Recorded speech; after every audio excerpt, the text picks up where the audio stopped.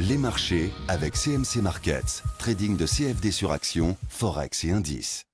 Salut, c'est Trado, voilà, vidéo de mise à jour pour l'indice parisien pour la séance du 17 septembre. On va tout d'abord faire un tour du côté des fondamentaux comme d'habitude pour voir que finalement le news flow a été plutôt positif. Aux États-Unis, pour commencer, alors on a eu des statistiques assez mitigées, assez médiocres, donc du coup cela a été interprété par les intervenants comme l'espoir que les autorités américaines n'allaient pas non plus se dépêcher de resserrer leur politique monétaire, puisque visiblement l'économie est toujours en train d'évoluer au ralenti, ou du moins pas aussi vite qu'elle le voudrait. En même temps, les prix n'augmentent pas, donc pas trop de pression inflationniste. Donc ça a été plutôt bien accueilli. Il y a quand même un consensus par rapport à la fin prochaine du quantitative easing. Certains disent octobre. On en saura beaucoup plus à partir de 20h ce soir, puisque les premiers écrits vont sortir et il y aura aussi la prise de parole de Janet Yellen. En Chine maintenant, eh bien, il semblerait que les autorités chinoises veuillent soutenir un petit peu l'activité économique. Ils vont injecter près de 63 milliards d'euros en équivalent de devises chinoises. Et puis, selon les dernières enquêtes, il semblerait qu'au Royaume-Uni, c'est le non qui l'emporterait demain lors du référendum sur l'indépendance écossaise. Et ça aussi, ça a plutôt rassuré. Alors, sous le flot de bonnes nouvelles, eh bien, l'indice parisien nous offre une progression de 0,5%. Bon, ça m'arrange pas vraiment cette histoire par rapport à mon scénario, puisque moi j'avais envisagé qu'il y aurait un nouveau contact sur la moyenne mobile à 20 séances. Pourquoi? Parce que c'est généralement ce qui se passe. Quand on fait contact touchette avec la M20, généralement on ne le fait pas qu'une seule fois. Regardez là, regardez là. Regardez là, bon là j'ai pas eu raison sur ce coup, mais il faut savoir que c'est quelque chose qui normalement est censé se passer, comme quoi les statistiques ça fonctionne pas à 100%.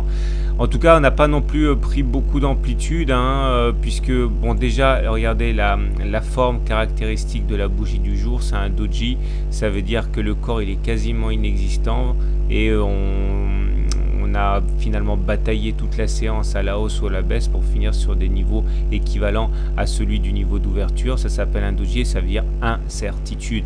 Alors incertitude parce qu'effectivement on a pris 0,5%, mais derrière regardez on s'est pris l'oblique sur la tête une fois de plus. On a essayé d'aller au-delà mais finalement on clôture bien à l'intérieur et la Tenkan aussi a servi de résistance. Alors à cet égard j'aimerais vous parler d'une règle très importante dans laquelle je parle notamment, dans mon e-book pour les débutants, celui qui est gratuit et que vous pouvez obtenir si simple demande. Alors c'est une règle qui est très importante à maîtriser pour un débutant. L'idée c'est le changement de polarité, c'est-à-dire que ce qui était support devient résistance et inversement. Par exemple lorsque vous avez une résistance à la hausse comme ici et que finalement elle va être amenée à casser, on va généralement revenir faire contact sur cette horizontale et pour vérifier que la résistance devient support, on va repartir vers le haut.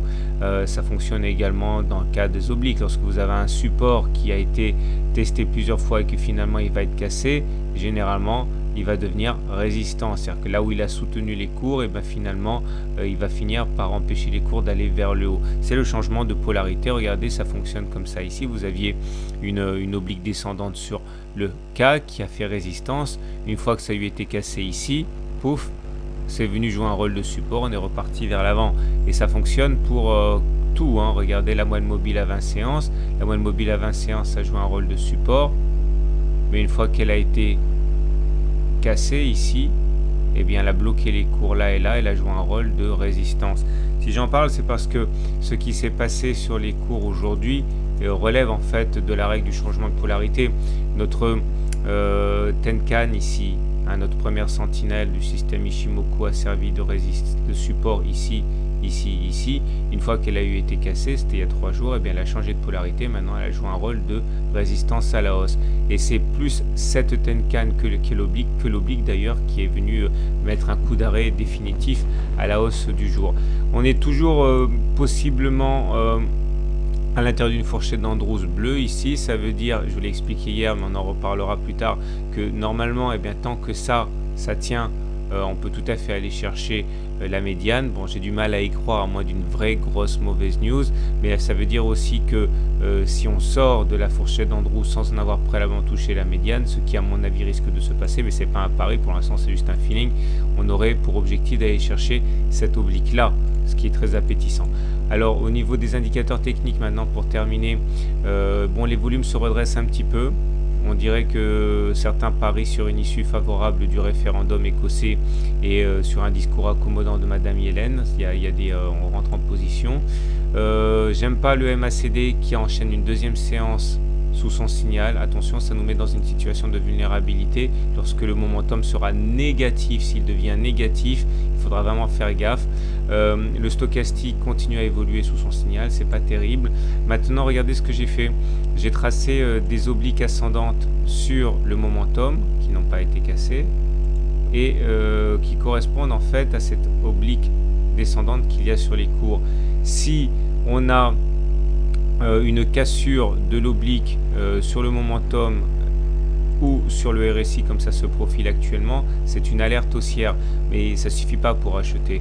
Pour acheter, il faut que l'oblique elle casse aussi sur les cours, et pour l'instant tout ce qu'on a avec cette cassure d'oblique sur le RSI, c'est que voilà, on doit savoir qu'il y a des intérêts acheteurs, faire attention, mais ça suffit pas encore pour l'instant pour passer à l'action. Donc j'aurais tendance à avoir un léger biais haussier pour demain, mais je ne ferai rien parce que tout simplement on attend trop de fondamentaux pour prendre des positions. On va laisser se décanter cette semaine, voir un peu ce que dit Madame Yellen, voir ce que disent les Écossais, et il sera toujours temps de prendre une décision plus tranchée pour l'instant, et c'est le cas depuis globalement 2 semaines. On est en sandwich entre les 23,6% de retracement de Fibonacci et cette oblique là. Bon, on congestionne. Voilà, je vous souhaite une bonne soirée, de bons trades, et donc pas de scénario pour demain. On attend voir les fondamentaux. À demain.